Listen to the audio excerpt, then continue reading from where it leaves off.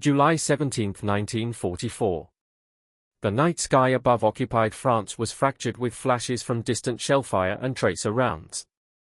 Deep behind enemy lines, a company of U.S. paratroopers, part of the 17th Airborne, prepared to jump into darkness. Their destination, a crossroads town whose control would secure a vital escape route for advancing Allied units. Intelligence had flagged heavy German presence nearby, but the risks were necessary, the pressure was on every flank. The C-47s rumbled across the channel, their belly pods full of men, weapons, and hope. The jump lights flickered green, and men slipped out into pitch black. Almost immediately, trouble began. Strong winds caught the formations, scavenging groups of paratroopers off course. Some were carried miles from the drop zone, landing in orchards, hedgerows, and open fields where they were visible from surrounding German positions. Others struck wires or trees, injuring men before landing. As scouts on the ground attempted to regroup, local resistance fighters relayed word, German patrols were converging, alerted by the distant thump of falling men. The silent night became a trap. Lieutenant Harper, the company commander, gathered what remained of his men at the western edge of the crossroads town. Fewer than half the expected number had landed within walking distance, radios had been shattered in the drop. The men carried rifles, limited ammo, grenades, a single machine gun, and optimism fraying at the edges. Above them, the moonless sky offered no cover. German searchlights probed the darkness in waves. Harper ordered his men to stay low, move fast, seize the high ground on either side of the main road, and set up a perimeter using what natural cover they could, stone walls, hedges, fallen masonry from bombed buildings. By first light, it was clear they were in serious trouble. German patrols, armored cars, and infantry began probing from all directions. No reinforcements were scheduled. Their supply drops had failed, the Pathfinder bundles had landed in no man's land and were shredded by enemy fire. Food, water, and medical kits were sparse. They could not call in artillery, a fear of hitting their own men restricted supporting fire. Rain had begun, turning fields to mud and washing out footprints and tracks that might have led to extraction. The paratroopers were surrounded. Harper organized his men into squads to guard each side of the perimeter. Scouts crept forward into the ruins of abandoned buildings to lay booby traps, trip wires connected to grenades, period charges hidden in rubble. They set up ambush zones along tree lines flanking the roads. Every German footstep would have to pass through a gauntlet. Meanwhile, sharpshooters picked off anyone foolish enough to appear at windows or doors. The enemy tested the lines with light fire, only to be met with bursts of rifle fire and grenades thrown from hidden positions. By midday, the Germans had encircled the town. Tanks rolled into vantage points and forced paratroopers to seek cover in cellars and ruined basements. The muddy streets became death traps. German mortars began lobbing shells into each block. One squad was trapped in a half-collapsed bakery. They fought through rafters and burned ovens to stay alive. The paratroopers responded by stringing wires between walls to catch grenades mid-air. They held their ground. Then, in the confusion, they sent one runner through a gap in the mortar fire. He vanished into the night, going in search of friendly lines. Even as dusk fell, nothing changed. The Germans expected surrender. They dropped leaflets offering quarter to save lives. Harper refused. He knew his wounded would be shot if they yielded. He gathered his men, counted grenades, ammunition, water, wherever they stood was their last stand. He told them, "We hold until someone breaks through, or they break us." In tense silent moments, men shared whispered prayers or letters to loved ones. Some tightened slings on rifles, others listened for footfalls overhead. The rain turned heavier, masking sounds but chilling every bone. On the second morning, the Germans unleashed a heavier assault. Infantrymen pushed through broken walls, engineers leading flamer tanks to burn out cellars. The paratroopers responded with sustained rifle fire, exploding grenades, and improvised charges made from enemy ammunition scavenged overnight. One platoon held a broken church steeple, using it as an overwatch post to suppress German advances. Elsewhere, medics carried wounded men to hidden tunnels under cellars, while others dragged dead German helmets into foxholes to mislead attackers. Whispered reports drifted through their ranks. 4 German bodies in 2nd Street. They believed it. By nightfall on day 2, they had little left. Water was nearly gone. Ammunition, estimated at 20 rounds per man, was now down by half. Many were wounded, bleeding, shivering. Some men brandished knives or bayonets, preparing for close combat. They declared sectors no longer savable and reallocated every last man to strategic points. Harper had lost radio contact with any headquarters, his runners never returned. In low voices, the men lit flares inside buildings farthest from enemy lines, hoping passing Allied aircraft might spot them. Some even cracked rare cigarettes to smoke in a signal puff, orange glows in distant windows. The night stretched longer than ever. By the dawn of the 3rd day, the Germans knew they had not crushed the defenders. Instead, they bombarded the area with everything they had: artillery, mortars, machine guns, flamethrowers, tank shells. Walls collapsed, floors buckled, smoke poured through windows. Paratroopers used every trick, fighting from basement levels, lobbing grenades upward, firing from crawl spaces, shifting positions under cover of smoke. One corporal stumbled into a destroyed doorway and emerged with a captured MP-40, turning it immediately on advancing Germans. Another readied his last grenade with a defiant grin and vowed to take as many with him as possible if overrun. And then, just as the 3rd night came, the distant drone of aircraft engines sounded. Harper had written off hope for relief, but overhead 2 Allied P-38 fighters breached enemy airspace, dropping flares and signaling for an airdrop. In the darkness, bundles of ammunition, food, medical kits, and rope landed within enemy shellfire, but the paratroopers scrambled to gather what they could. Simultaneously, on the southern perimeter, an Allied advance guard broke through German lines under cover of naval gunfire ashore. The Germans, distracted, diverted forces to contain the breach. At first light, a small force of armored infantry pushed into the crossroads town. The paratroopers, exhausted, bullet-riddled, and hollow-eyed, still held their positions. Relief had finally come.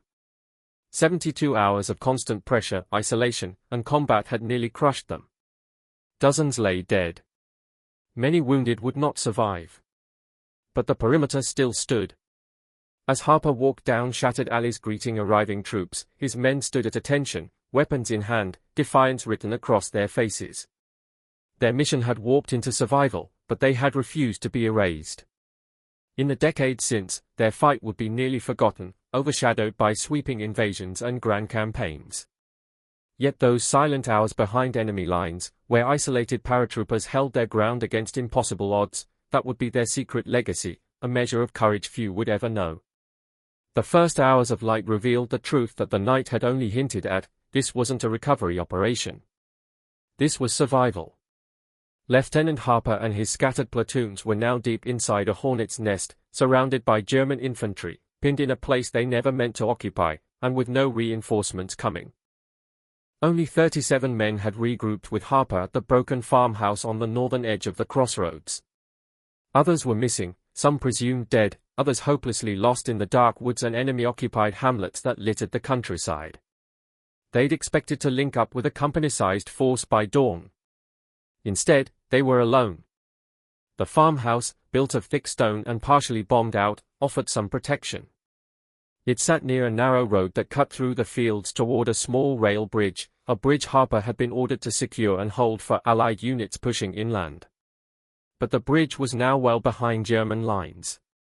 A smoldering Panzer sat halfway down the road, still steaming from an air raid days before. And all around them, movement in the hedgerows told the same story: the enemy was closing in. The distant sound of German armor rumbling across cobblestone was an audible reminder that they weren't facing stragglers, they were now on the map. Harper knew that sitting still was a death sentence.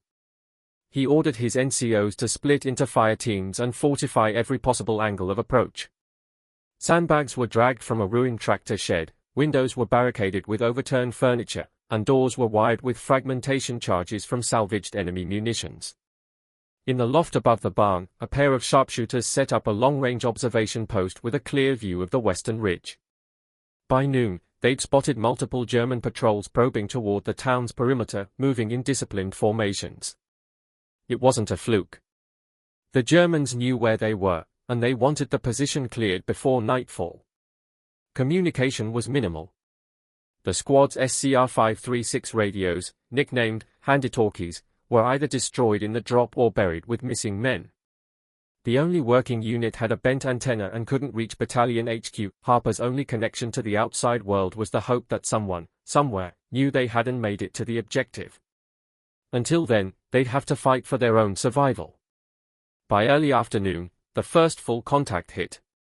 German troops, likely elements of a reserve regiment, advanced from the south under suppressing fire from an µm-42 positioned in a collapsed barn. The Americans waited until the enemy moved within 80 yards, then let loose with rifle volleys and the single .30 caliber machine gun they'd managed to recover from a nearby wreck. One German squad was cut down in the open. Another attempted to flank through a hedgerow but was stopped cold by a paratrooper tossing a captured potato masher grenade through the leaves. For now, the farmhouse held. But victory came at a cost. 2 Americans were dead. One, Sergeant Alden, had been a veteran of Sicily and Normandy. He was hit while crawling to recover ammo from a fallen comrade. The other, Private Kinney, bled out from shrapnel after a mortar struck the west wall. The medic, Doc Sanders, was forced to work under constant sniper fire. Supplies were low. He used belts for tourniquets, boiled rainwater to clean wounds, and tore strips from parachutes to dress injuries. No morphine left. No bandages. Just willpower and grit. That night, they dug deeper. Harper ordered his men to dig foxholes beneath the building itself, positions where they could fight even if the upper floors collapsed. Tripwires were strung through hallways. Grenades were placed in buckets of sand with pins tied to strings at the windows. They didn't sleep. Men rotated in 2-hour shifts, sitting in silence, fingers on triggers. Each hour that passed without attack felt like a victory. But no one expected the next day to be quiet. At dawn on day 2, the Germans returned with armor. A light Panzer IV, possibly salvaged from a nearby unit, rolled into view behind the hedgerow line and opened fire. Its 75mm shells smashed into the southern wall of the barn, blowing out an entire section and showering the men inside with debris. No casualties, but the message was clear.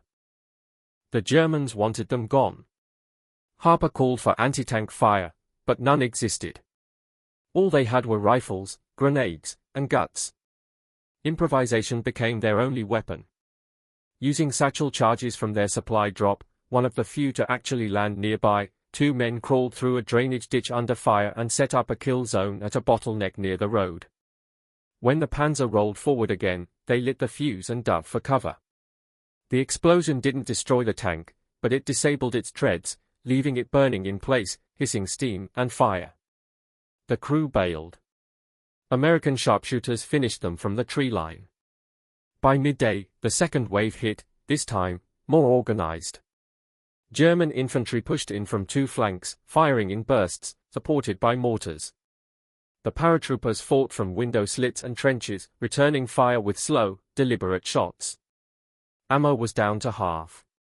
Water was almost gone. Several men began to hallucinate from exhaustion and dehydration. Still, they held. German bodies piled up in the tall grass, but no one was celebrating. Harper knew it was only a matter of time before they tried again, and next time, they'd bring more. That night, Harper crawled up to the loft and scanned the horizon through his field binoculars. No lights. No flares. No movement from friendly forces. Only the constant whisper of the wind through the trees, broken by distant German radio chatter. Somewhere out there, an Allied column was moving. But not fast enough. Not toward them. If they were going to survive, it wouldn't be because someone saved them. It would be because they refused to be taken. Below, the paratroopers sat in silence. No one spoke. One man carved names into his rifle stock. Another cleaned his bayonet for the 5th time. Doc Sanders paced slowly, counting his remaining morphine vials, none. Harper checked his watch. 51 hours since the drop. No one knew how many were left. But every one of them was still standing. And they weren't done yet. The third morning rose not with sunlight, but with smoke. German artillery had found their position. At 5:32, the first shell ripped through the tree line east of the farmhouse, striking the abandoned wagon used to haul wounded back to cover. The second exploded just outside the barn wall, collapsing the eastern corner and killing a paratrooper sleeping beneath a makeshift torp. Within seconds, the air was thick with dust, dirt, and shouts. Lieutenant Harper was already on his feet, barking orders. The men scrambled to their assigned positions, faces covered in mud and fatigue, hearts pounding with the grim knowledge that another attack was coming. And this time, it wouldn't be a probing assault, it would be a full attempt to overrun them. Their numbers were lower now, only 23 still able to fight. Several wounded lay hidden under floorboards, wrapped in blood-soaked parachute silk. Doc Sanders had run out of everything: morphine, sulfur powder, even clean cloth. The living helped the dying now, pressing hands to chest wounds, whispering names back and forth to keep each other grounded. No one had eaten more than a few bites in over a day. Rainwater collected in rusted helmets was all they had to drink. But no one complained. If Harper had lost hope, he didn't show it. Every time a man looked his way, the lieutenant met their gaze with a nod and a quiet word. Just hold a little longer. At 6:10, the Germans came. This wasn't the scattered fire of the first day. This was an organized assault, platoon-sized at least, maybe more. They moved from the south and west simultaneously, supported by light machine guns and a mobile mortar team. The trees offered some cover, but as they entered the clearing near the barn, the Americans opened fire. A sharp burst from the upstairs window took down 2-point men. A booby-trapped gate exploded, hurling fragments into the hedgerow and slowing the next wave. But the enemy pressed forward. A German squad reached the front wall of the farmhouse and began pouring fire through shattered window panes. Private Jensen, manning the only functional bar, let loose in a full arc across the front hedges until his barrel glowed red. When his magazine ran dry, he ducked just as a bullet struck the wooden beam behind his head. Sergeant Rios rolled from his foxhole, dragged a wounded comrade back into cover, and returned fire with the dead man's carbine. Above them, a sniper named Harlan made each shot count. 3 rounds, 3 enemies dropped. He didn't miss, not because he was a marksman by nature, but because there was no ammunition left to spare. Inside the farmhouse, the walls shook with each impact. Dust fell like rain. Grenades exploded in nearby rooms. But the paratroopers didn't break. They moved through the rubble like phantoms, shifting from cover to cover, always staying one step ahead of the attackers. At one point, a German squad breached the side entrance, only to be met with close-range fire from 2 Americans hidden beneath a collapsed staircase. The enemy was driven out. The doorway sealed with overturned furniture and a single-stick grenade tied to a tripwire. Improvised defenses for an improvised war. The assault dragged on for hours, slowing only as the Germans ran low on their own momentum. By mid-afternoon, the fields were quiet again, silent but tense, like a breath held too long. Bodies lay scattered in the grass. Smoke drifted from the barn, now little more than a blackened shell. One of the Americans, Corporal Miller, sat alone near the front door, his helmet off, cradling his friend's body in his lap. He didn't cry. He just stared at the horizon, waiting for something, anything, to appear. Harper paced the perimeter, taking stock. 5 more men dead. Several wounded beyond fighting. They were down to 15 rifles, some of them with just a handful of rounds each. He found a few German canteens in the grass, passed them around. The men drank without speaking. When someone muttered, "How much longer?" the lieutenant didn't answer. He just stared into the distance, calculating. At 1840, another sound echoed in the sky: engines. But not bombers. Not American fighters. It was the hum of low-flying German reconnaissance planes, circling slowly, methodically. Looking for survivors. Confirming kills. The paratroopers ducked low. Harper grabbed a signaling flare from his belt, paused, then tucked it away. No point. No one friendly was watching. As night fell, the men began preparing for the next wave. They stripped the dead of ammunition, salvaged what little was still usable. One paratrooper, barely 18, trembling as he sat against the wall, whispered to Doc Sanders, "We're not getting out, are we?" The medic didn't respond. He just pressed a hand to the kid's shoulder, then turned away to clean a blood-stained knife. But even as despair hung heavy, the paratroopers moved with purpose. They reinforced broken walls with rubble, sharpened stakes from fence posts, checked each foxhole. Harper scrawled a crude map into the dirt, planning fallback positions inside the ruins. They were down to 3 grenades, 1 functional radio, still silent, and a stubborn belief that as long as they held their ground, they hadn't lost. At some point, someone started humming a tune, an old marching cadence. Others joined in, soft at first, then louder. It wasn't a song of victory. It was defiance. They had made it to 60 hours. No reinforcements. No supplies. No surrender. They weren't holding the line for a medal or a headline. They were holding it because the man next to them was still breathing. Because they'd been trained for this moment. Because giving up meant being forgotten entirely. And so, as night cloaked the battlefield in silence once more, the farmhouse stood, battered, smoldering, surrounded, but unbroken. The men inside didn't sleep. They just waited, weapons in hand, eyes toward the dark.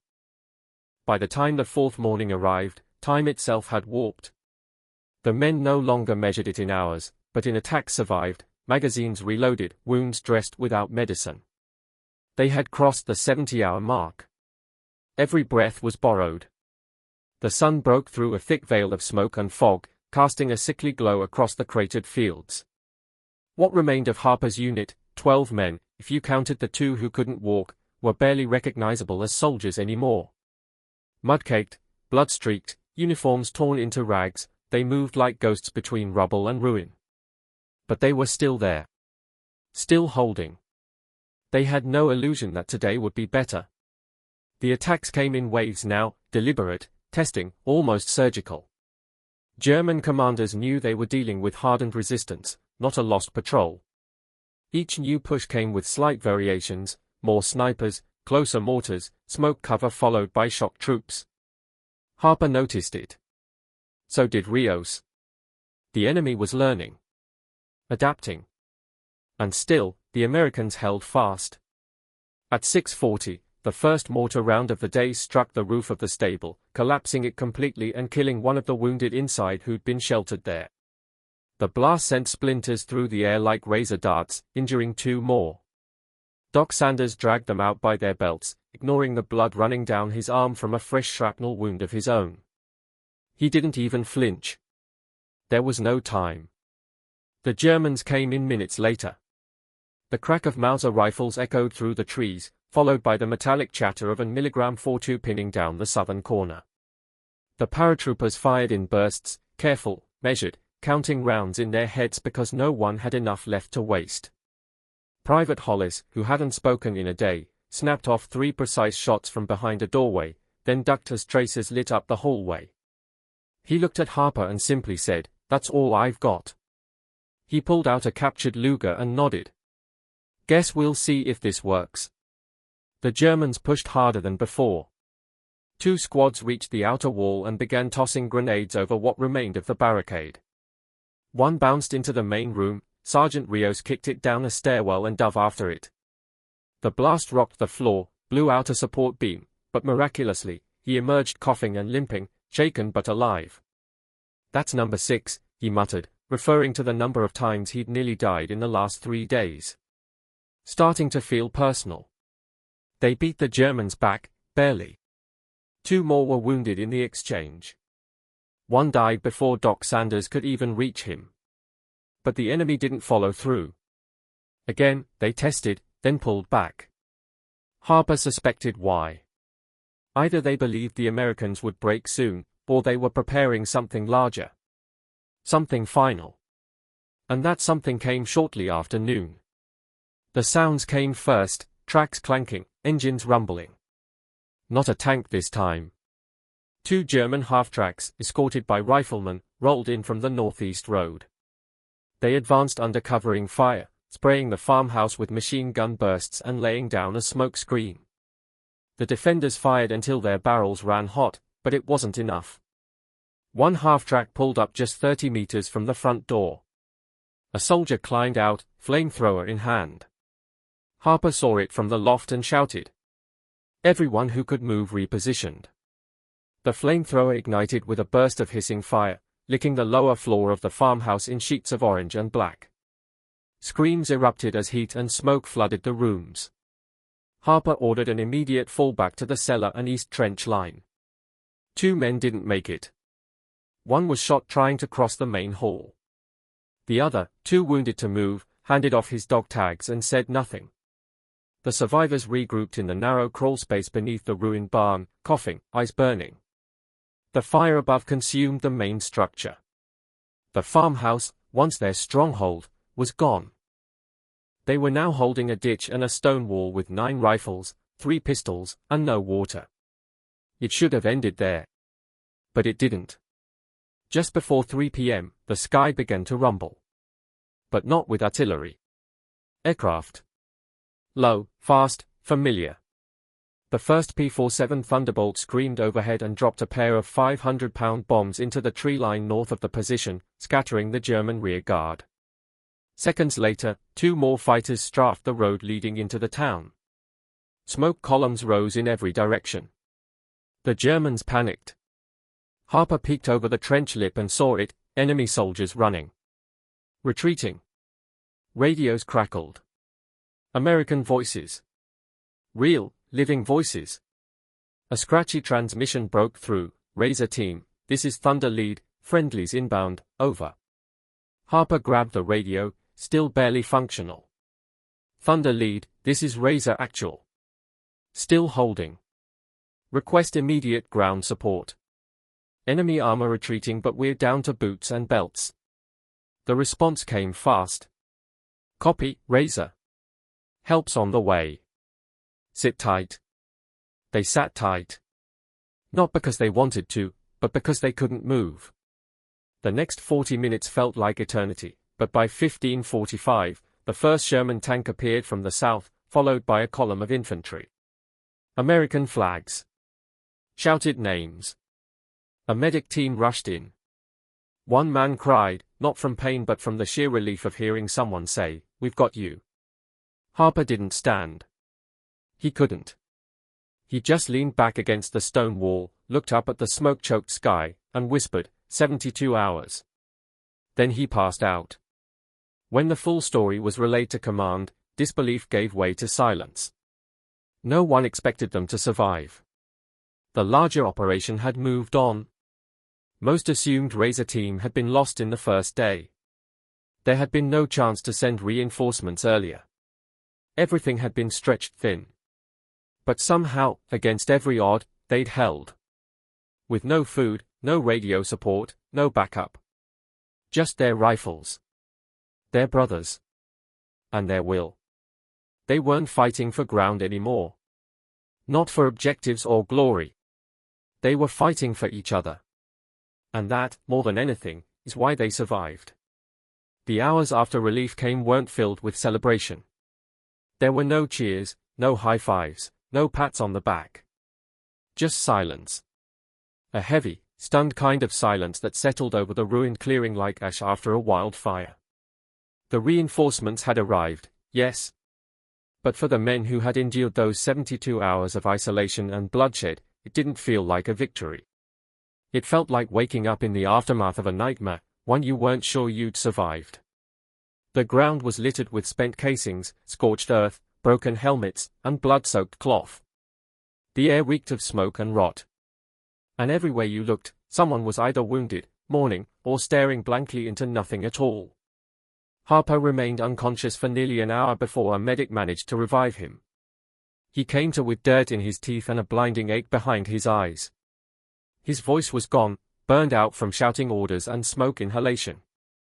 When he finally sat up, he saw Doc Sanders beside him, cradling the head of a man Harper didn't recognize anymore. Dirt had hardened the man's face into something almost stone-like. He held the south trench, Sanders said. Alone. Right up until the end. Out of the original group, around 40 men that had dropped into that sector, only 9 were still standing. 3 more were alive but wounded beyond fighting. And of those, at least 2 were not expected to survive the day. The medics did what they could, moving with urgency and restraint, triaging in the mud like field surgeons during the Great War. Tourniquets were tightened. Morphine vials finally flowed. But there was a strange hollowness to it all. These men hadn't been part of a battle, they'd been part of a siege. Not a stand for glory, but one for survival, hour by hour. As engineers moved in to secure the area and mop up the remnants of the German retreat, Harper was helped to his feet and limped back toward what remained of the farmhouse. There was nothing left. Just rubble and a smoking pile of wood where the main room had once stood. The wall where he'd posted the original map, showing their objective, the bridge that was never reached, was gone. They'd never taken the bridge. Never completed the mission. But somehow, it didn't matter. The men had become the mission. Keeping them alive had become the only goal that counted. In the days that followed, the survivors were rotated out to a rear medical camp. Harper refused to leave until the bodies of his men were recovered and tagged. He insisted each one be named, each one given proper record. He didn't care if it delayed his own treatment. He spent hours with a clipboard, matching dog tags to field notes, making sure no one was forgotten. They didn't get a parade, he told a visiting officer. At least give them a name. No official report ever fully captured what had happened during those 3 days. There were mentions, of course. After action summaries, a paragraph in a divisional log, a commendation here or there. A medal was recommended for Harper but never issued. Too much chaos in the chain of command, too many shifting fronts. And besides, the war was still raging. No time for ceremonies. Back in the field, rumors spread among other paratrooper units. They called it the stand at the crossroads, or Hell's farmhouse. Men who had fought elsewhere whispered about it in hushed tones during rest periods. Some didn't believe it. Others did, but exaggerated the story until it became legend. They said Harper's men killed 100 Germans with knives and fists. That they held off tanks with Molotovs. That one guy took out a flamethrower team with a shovel. The truth was simpler, and far harder. They didn't win because they were superhuman. They won because they didn't stop fighting. And even as they healed, slowly, painfully, in cots beneath stained canvas tents, the psychological toll lingered. Some men never spoke of it again. A few were rotated out of combat permanently. Doc Sanders stopped practicing medicine after the war. I left everything I had in that barn, he later told his daughter. Everything but my life. Harper returned to duty within a month. Not because he was ready, but because replacements were few and the fight was far from over. He took command of a new platoon, younger faces with fresh gear and wide eyes. On his first day back, he sat them down and said only this: when it goes wrong, and it will, you fight for the man next to you. Not the map. Not the medals. The man. That's what keeps you alive. Decades later, long after the war ended, a historian stumbled across a faded field report detailing a small unit action deep in Normandy. Buried in the appendix was a 2-line summary: elements of Airborne Company D engaged in isolated contact. Estimated holdout, 72 hours. Casualties, heavy. Outcome, held position. That was it. 72 hours of hell, reduced to a footnote. But among the men who were there, it was never forgotten. Every scar, every nightmare, every quiet memory shared over drinks in some dusty VFW hall, those were the real records. The ones etched into flesh and bone. The ones passed down not through paperwork, but through silence and understanding. Because they hadn't just fought surrounded. They hadn't just survived without reinforcements. They had stared down the worst war could offer, and they'd answered it with grit, with brotherhood, and with the kind of courage that history never fully remembers, but never truly forgets. Years passed, and what remained of that forgotten mission faded into obscurity. The war moved on. Bigger battles, larger invasions, more glamorous operations took the spotlight. Normandy, Market Garden, the bulge, those were the names people remembered. No one wrote books about a dozen paratroopers stuck in a smoking ruin behind enemy lines for 3 days. There were no statues erected for Harper's men. No war movies auctioned. No generals giving speeches. Just a handful of dog tags, some old field reports buried in cardboard boxes, and memories too heavy for most to speak aloud. What they endured didn't fit into headlines. It wasn't strategy, it was survival. Harper himself never talked much about it. After the war, he returned home to Indiana, took a job at a post office, and quietly raised a family. He never went to reunions. Never joined parades. His Silver Star came in the mail, no ceremony. He put it in a drawer and forgot it was there. Every now and then, he'd catch a whiff of diesel or see a thunderstorm crack across the sky and find himself back in the smoke-choked ruins of that farmhouse. Sometimes he'd wake up with dirt under his fingernails, convinced he was still in the trench. He didn't tell anyone. That wasn't the kind of story you could explain to someone who hadn't lived it. But he remembered their names. All of them. He had a list in his wallet, folded and faded, the ink smeared from sweat and time. Every year on the same day, July 21st, he'd walk to a small clearing near the edge of town, sit under the same oak tree, and read the names out loud. No ceremony. Just a whisper into the wind. That was his way of honoring them. Because no one else would. The others scattered across the country, most blending into quiet lives. Doc Sanders moved to Montana and opened a small repair shop, fixing watches instead of wounds. Rios, somehow, made it through 2 more campaigns before retiring and opening a hardware store. Private Hollis became a schoolteacher. He never once mentioned the war to his students. But when one boy brought in a replica paratrooper helmet for show and tell, Hollis excused himself to the hallway and cried until his hands stopped shaking. A few years before his death, Harper was interviewed by a local journalist compiling stories of World War II veterans for a historical archive. At first, he declined. Then, one day, he called the man back and agreed. He didn't glamorize anything. Didn't try to make it sound like a hero's tale.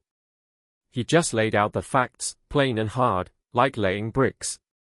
When asked why he thought no one remembered the mission, he said, because we didn't win anything. Didn't capture a town. Didn't kill a general. We just didn't die. And that ain't the kind of story people tell. But then he added something else. Something quiet. We were the mission, I think. Not the bridge. Not the road. Us. Staying alive. Holding ground that didn't matter to anyone but each other. That's what we were fighting for. Not orders.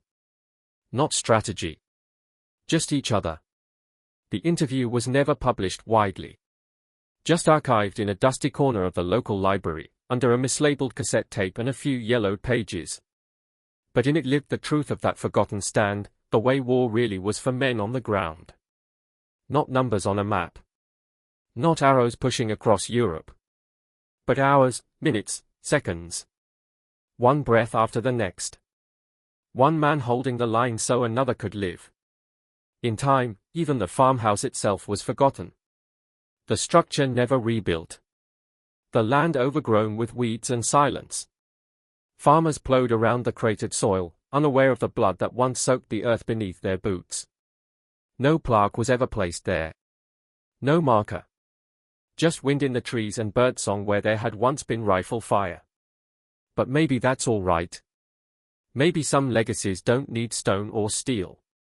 Maybe they live in the men who carried them, in the quiet ways they held themselves, in the silence between words. In the way Harper would flinch at fireworks but never complain.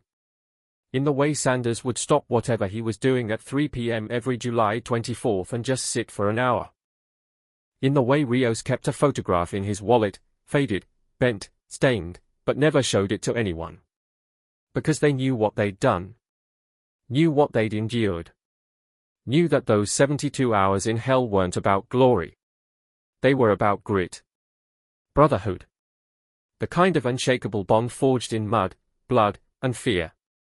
The kind of story that didn't make the history books, but lived in the bones of every man who walked out of that place and carried the weight of those who didn't. So, if you ever hear about a paratrooper unit that fought alone, surrounded, outgunned, out of time, don't ask how many they killed. Don't ask what they won. Ask how they endured. Because sometimes the greatest acts of courage aren't the ones that change the course of a war.